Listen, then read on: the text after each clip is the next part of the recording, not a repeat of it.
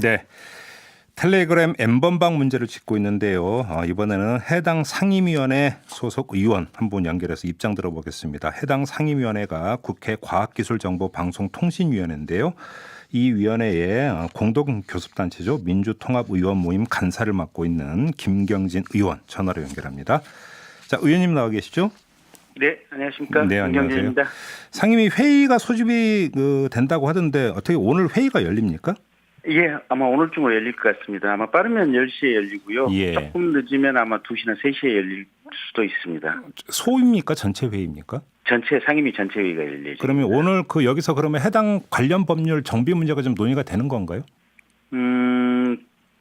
그 문제도 논의가 되고 네. 그다음에 이제 방심이나 과기부에서 예. 현실적으로 어떠한 대처를 해왔느냐 이제 그런 부분도 한번 논의를 해볼 예정입니다. 그러면 일단 그럼 이전부터 여쭤볼게요. 조금 전에 이제 박형진 대표하고 인터뷰 말미에 네. 그 방통위에서 지금 차단을 많이 하고 있다 이렇게 말씀을 하시던데 맞습니까? 차단을 하고 있다고 하는데 네. 이제 그 부분과 관련해서 구체적인 내용을 좀 여쭤보고 이제 저희들도 좀 확인을 해보고 싶어요. 그러니까 예. 방심위 얘기에 따르면 디지털 성범죄 소위를 구성해서 거기서 텔레그램 단체방에 대해서 삭제 조치를 하거나 또는 삭제에 응하지 않은 경우에는 좀 이런 서비스를 하지 마라 이런 요청들을 구체적으로 했다고 하는데 네. 과연 그 내용이 구체적으로 뭐냐. 그러니까 저희가 알기로는 텔레그램이 지금 국내에 연결 포인트가 없거든요. 네. 그리고 해외에도 직접적으로 전화통화라든지 인간 대 인간으로 대면 접촉 또는 유선 접촉을 할 수 있는 길이 없습니다.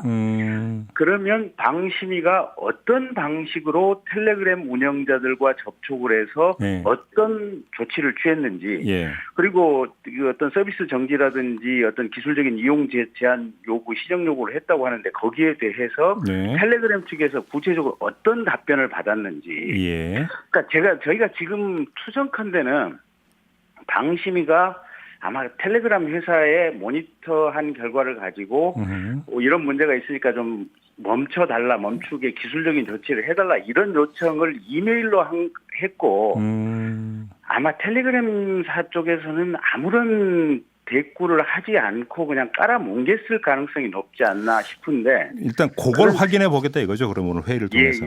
일단 그 부분부터 좀 먼저 확인을 해보고 네.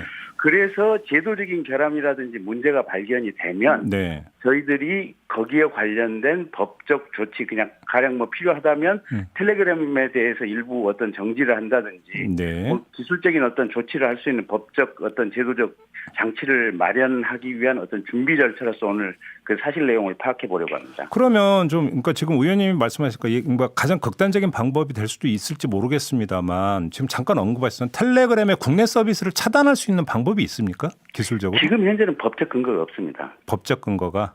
아니 기술은 됩니까 그러면? 기술은 통신사에서 텔레그램이 사용하는 인터넷 포트가 있으니까 네. 이런 포트 자체를 막아버리면 되거든요.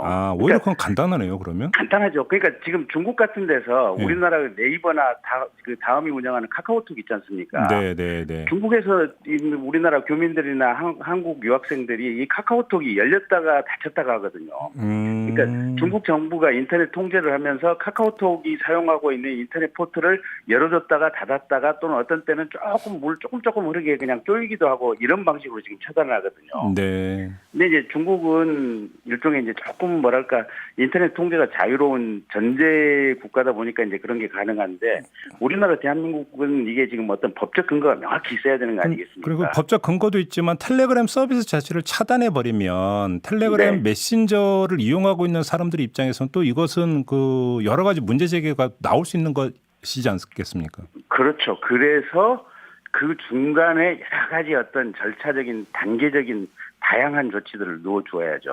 지금 더불어민주당 같은 경우는 N번방 재발 방지 3법이라고 하는 걸 이번 그러니까 임시국회라도 열어서 처리를 하자 이런 입장이잖아요. 네. 이게 간단히 정리를 하면 성적 촬영물을 이용해서 협박을 하면은 형법상 특수 협박죄를 적용해서 처벌 수위를 올리고 불법 촬영물을 내려받아도 처벌할 수 있는 법적 근거를 마련하고 마지막으로 시정 즉각 조치를 요구했는데 여기에 응하지 않는 정보통신 서비스 제공자도 처벌한다. 이게 이제 3법이라고 하는데 어떻게 평가하세요? 첫 번째 뭐 충분히 가능한 거고, 네. 두 번째는 현재도 지금 그 음란물을 내려받아가지고 자기 휴대폰이나 컴퓨터에 보관하고 있으면 그 자체로 처벌이 가능하거든요. 물론 형량은 지금 1년 이하 2천만 원 이하 벌금이니까 형량이 높지 않아서 그렇지 처벌 자체는 충분히 가능하고요. 네.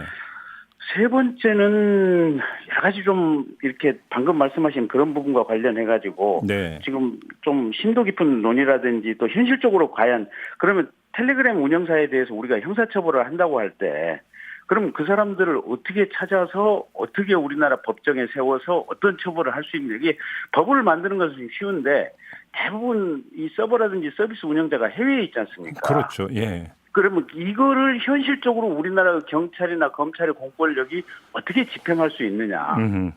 법을 만드는 것은 쉬운데 예. 실제 집행은 불가능한 거 아닙니까? 알겠습니다.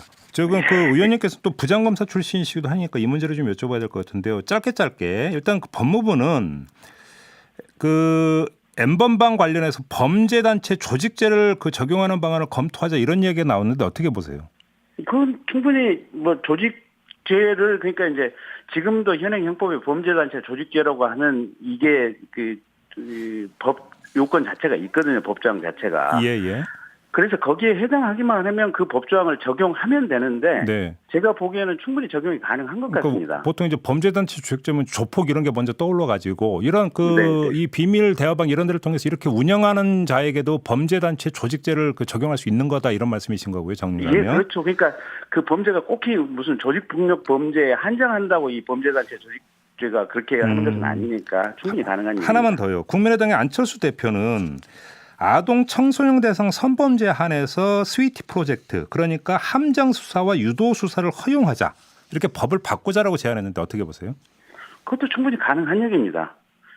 그러니까 실제로 미국이라든지 또는 선진 유럽 같은 유럽 일부 국가에서도 네네네. 함정 수사라든지 프리바게닝 제도라든지 이런 것들을 아예 그냥 공개적으로 허용하는 국가들이 상당수가 있거든요. 네네네. 그러니까 그런 제도로 우리나라가 법적 어떤 제도적 결단을 통해서 대한민국 제도로 인정하겠다고 하면 하는 겁니다. 알겠습니다. 아무튼 좀 국회가 좀 발빠르게 좀 움직여 주시기를 부탁드리면서 인터뷰 마무리할게요, 의원님. 예, 고맙습니다. 네, 김경진 의원이었습니다.